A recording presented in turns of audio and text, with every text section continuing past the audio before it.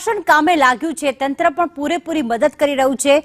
મહાનગરપાલિકાના કમિશનર બાદ હવે મેયર પણ હવે ઘટના સ્થળે પહોંચ્યા છે અને તે પણ પરિસ્થિતિનો તાગ મેળવી રહ્યા છે, વેપારીઓ સાથે વાતચીત કરી રહ્યા છે। મહત્વના સમાચાર, મેયર પણ હાલમાં ઘટના સ્થળે પહોંચ્યા છે। મેયર દક્ષેશ માવાણી ઘટના સ્થળે પહોંચીને કેટલું નુકસાન થયું છે, વેપારીઓની શું માંગ છે અને ખાસ આ બાબતની માહિતી મેળવી રહ્યા છે અને મુખ્યમંત્રીને પણ માહિતી આપી છે। આવક ગત વર્ષની ને આ વર્ષની આવક જ જરૂર છે। આવી મેયર છે તે સતત નજર રાખી રહ્યા છે। સાહેબ, શું કહેશો, કઈ રીતે અત્યારે પરિસ્થિતિ? અત્યારે મહંદસે આ કાબૂમાં મેળવી લીધી છે। કુલિંગની પ્રક્રિયા અત્યારે જોરશોરથી ચાલુ રહી છે।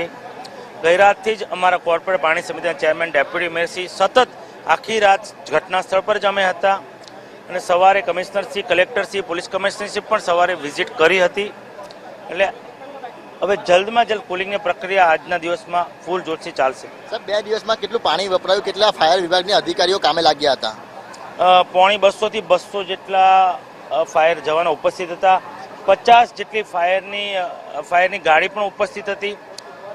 હજીરા પટ્ટીમાં જેટલી મોટી કંપનીઓ છે, એમએનએસ, રિલાયન્સ, અદાણી, ક્રિપ્કો, તમામની તંત્ર અમે બોલાવી લેવામાં આવ્યું હતું। સાહેબ, મુખ્યમંત્રીએ રિપોર્ટ મંગાવ્યો છે સમગ્ર આ કાંડનો, શું રિપોર્ટ સોંપવામાં આવ્યો છે, કઈ રીતે તૈયાર? મુખ્યમંત્રી ગઈકાલે જ આ ઘટનાથી ચિંતિત હતા અને અવારનવાર ફોન દ્વારા આ ઘટનાનું તપાસ લેતા હતા।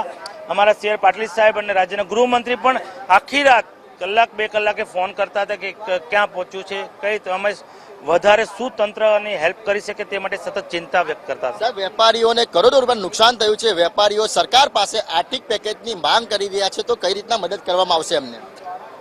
એ આવનાર સમયમાં જે રીતે થતું હશે તે રીતે સરકારની પરિસ્થિતિ છે, વેપારીઓ માંગણી કરી શકે છે, એ સરકાર પાસે માંગણી કરી શકે છે, એમાં કોઈ હું બોલતો નથી। પણ અત્યારે અમારું પ્રાયોરિટી છે કે તાત્કાલિકના ધોરણે જે કંઈ નાની મોટી અત્યારે આગ છે એને ઓલવવાની પ્રયાસ કરી રહ્યા છે। હાલ કઈ રીતે પરિસ્થિતિ અત્યારે?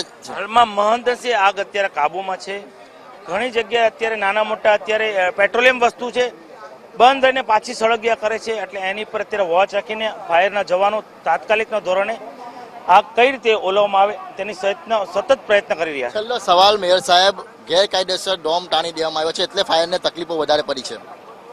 આપની ચેનલના માધ્યમથી ખબર પડે છે મને, પણ આવી હવે પછી આ માર્કેટમાં કોઈ પણ ગેરકાયદેસર ડોમ હશે તો આવનાર સમયમાં તાત્કાલિક ધોરણે અમે દૂર કરીશું। બિલકુલ, તો 30 કલાકની ઉપરનો સમય વીતી ગયો છે, પરંતુ સુરતના શિવશક્તિ ટેક્સટાઇલ માર્કેટમાં લાગેલી આગ છે તે હજી પણ કાબુમાં નથી આવી। અત્યારે કુલિંગનું કામ ચાલી રહ્યું છે તેવું જણાવી રહ્યા છે, પરંતુ સ્પષ્ટપણે હજી પણ ધુમાડાના ગોટે ગોટા ટેક્સટાઇલ માર્કેટમાંથી ઉડતા દેખાઈ રહ્યા છે, એટલે કહેવાય કે આગ હજી પણ ચાલુ છે। કેમેરા પર્સન અજીત પટેલ સાથે મનીષ પરમાર, સંદેશ ન્યૂઝ, સુરત।